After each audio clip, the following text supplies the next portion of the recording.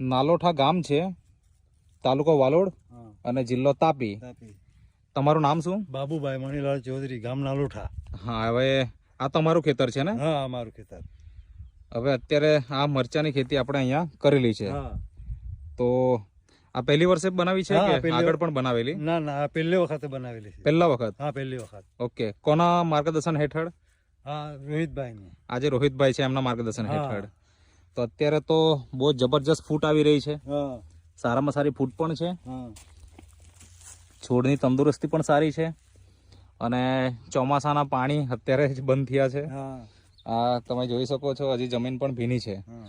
તો શું ટ્રીટમેન્ટ કરી આની અંદર? આટલું સરસ છોડ દેખાય છે. આ રોહિતભાઈ આપેલી ટિંગરેજ હા ને બાયો-90. હા, એને છે ને પ્રેમ આવ્યો. હા, ને એમપીકે આપેલી બીજી. હા, એને બેન્ચિંગ કરેલું છે. અચ્છા.